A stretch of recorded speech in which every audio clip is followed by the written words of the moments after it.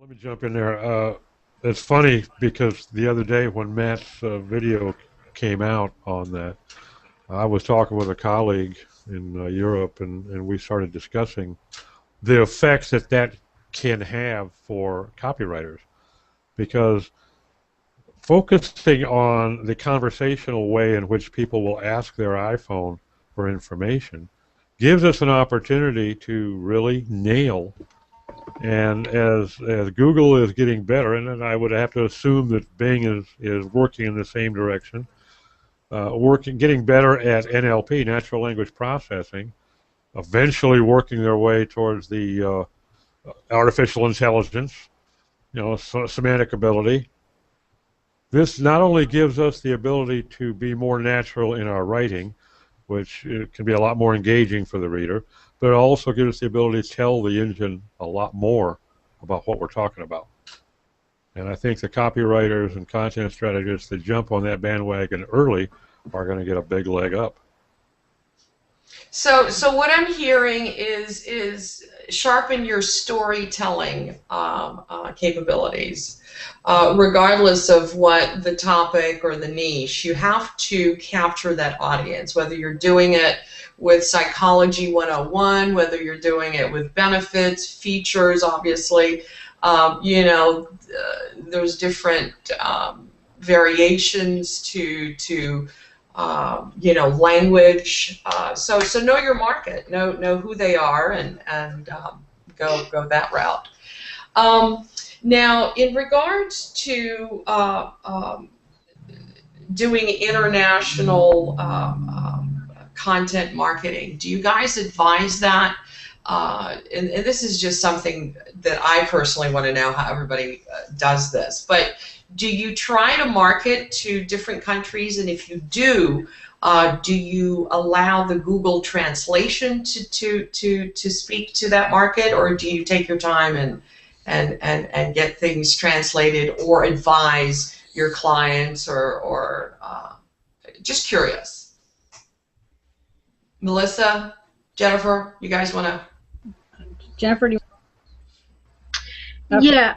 I'll just quickly say that I don't, for my clients actually, haven't had the opportunity to do a lot of international stuff. That's an area that I'm definitely really interested in getting to play with a little bit more. In terms of my own marketing and myself, I've done a little bit international, but English-speaking international, Australia, New Zealand, England, that kind of thing. So I'm probably not the best resource here, but actively listening to hear what Melissa might have to say. Well, I'm not that far off from Jennifer. I let Google. In the past, I had done sites for other countries, but I don't think that's really necessary anymore. However, when we create content, we use terminology that those countries would use versus what Americans would use, like holiday versus vacation. You know what I mean? So we change it up so that when it is translated, it makes sense. No problem. But that's really the extent. I have not done a lot of international SEO at this point.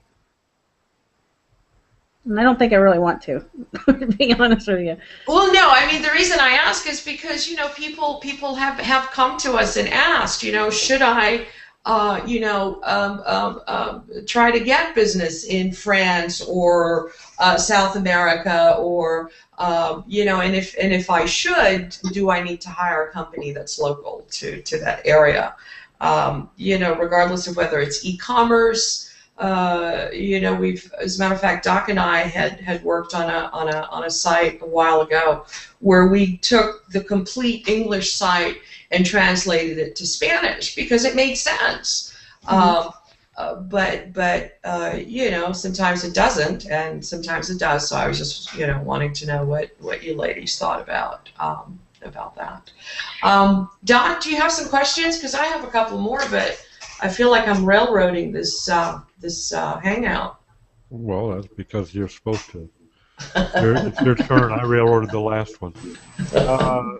No, as far as the international side, I started out doing predominantly English speaking as well. I found a block wall, just a brick wall here in Mexico. The SEO is not even yet widely accepted as a beneficial thing to do. So I started working down in South America a little bit, but I started out in Australia, UK, English-speaking Canada, and US. And until I started working quite a lot with level 343, I didn't get too much into the European and non-Latin America. And I see there's just a tremendous amount of potential there, provided you do it correctly. As long as you Right. get into the local mindset, and you can't use Google Translate. You know, that's just not going to. Yeah, no, because regardless of whether you're in South America or Germany or frickin' Algeria, you have to focus on that country and the way they speak, the way they write, the way they generate the content and share it. So yeah, completely different beast. But anyway, so I'm not sure how long we've been chatting for, but I think I've gotten most of my questions out of the way. I did want to talk about some measuring tools if we have time, but I'm not sure, Doc. Where are we? Well, we had a little hiccup there at the beginning. I think since we came back on, we're about 36 minutes in. Okay. So, Okay. All right. Well, then let me bang out my questions. okay. So, because we want to do at least 40 to 45 minutes. So, all right. Case studies. Can either one of you tell me, without getting into too much detail, what has been a successful content campaign that you were in charge of or that you were part of, and what was the aha moment when you realized, oh, this is working, or whoops, let me turn around and do something to make it work, whether it's A/B testing, whether it's whatever. Jennifer, do you want to go first, or Melissa? I'll go first. Okay. So first of all, always testing. I'm just a huge fan of testing. So A/B split testing is just always happening. Play with multivariate testing when I need to speed things up a little bit. So that's always happening. For me, one of the big aha moments was a client was putting a lot of content out there in a lot of different places, doing the right things under my guidance. The numbers were there in terms of the audience that we were reaching, but the response was not there, and it was disappointing. They were producing the content, and I was just sort of guiding and advising, and all of a sudden it struck me, less is more sometimes. And I think one of the biggest tools that people don't use in producing content is editing, is cutting things out. When you've produced a piece of content, go back and review it. Where have you over-talked? Where have you over-explained? Where have you overused jargon? What can you cut back? How can you fine-tune it? When we cleaned it up, when we put, still offering value, still making sure that we're giving here's a takeaway, here's a step A, B, C, do that, we instantly got a better response. I don't know if we were over-talking and people were drowning, just tuning us out. Yeah, sometimes it does happen. I've heard that, and I've seen it where you're just giving way too much, and you drown your audience. There's been studies where they've shown, this particular, I forget who it was, up their blogging, and sure, they got more traffic, but their conversions stayed the same.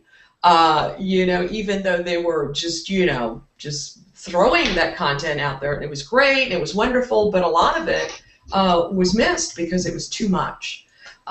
So there is definitely a balance. While we wait for her to do that, if I could jump in with one other Sure. tip.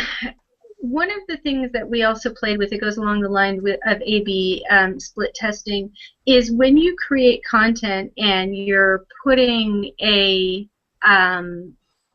bio out there, and you've got the ability to link to a different page on your site, I think most people's instinct is to drive them to the home page because they feel like the home page best represents, you know, their overall summary of what they do.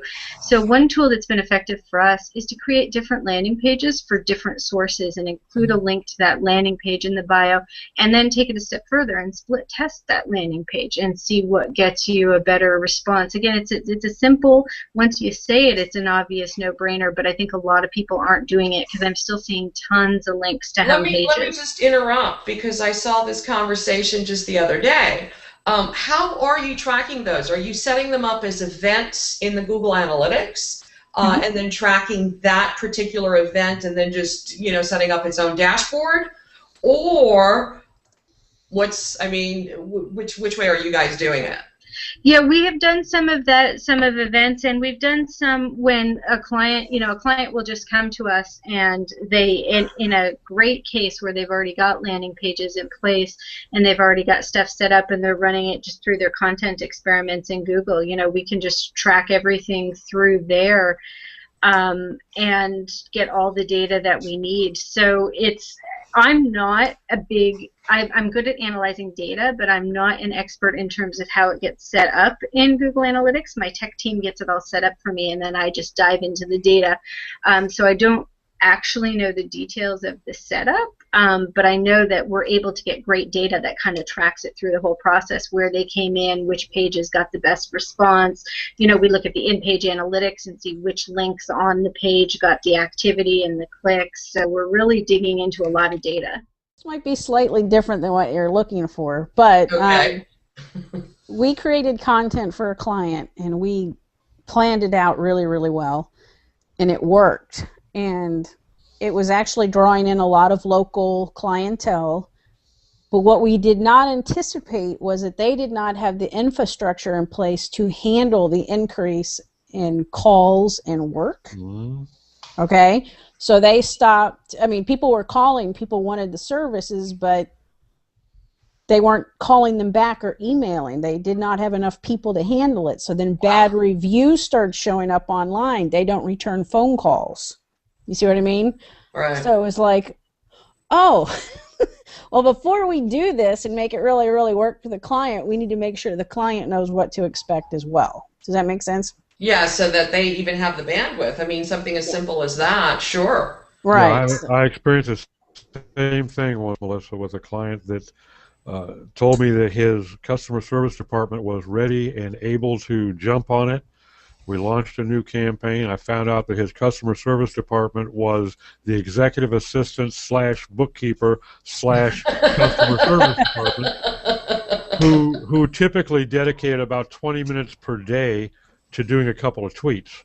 Oh, great. Wow. And suddenly the same thing. They started getting nasty. And this was in a niche that is chock full of trolls anyway. And they just started getting lambasted right and left with negative reviews because they're, you know, a bullshit campaign. Nobody's responding. Can't get a call back. Emailed 4 times the last week, and it was true. Nobody was getting a response. Yeah. And it was embarrassing for all of us. And it was a question I should have asked. A lesson learned, you know. But I should have known to ask that question early on. And that can be, and that was tough to recover from. Yeah. Well, and I assumed they wanted the increase in work. I mean, what were they paying me for? But they're like, well, we didn't want to work 40 or 50 hours a week. Well, bingo. You know what? That's a great, I mean, I don't know how everybody does their discovery when they first take on a client. You know, we have an 11-page discovery, you know, that we ask. And that's a great question to include. Thanks for that tip. Because we have run into that problem, but it wasn't something that we were, you know,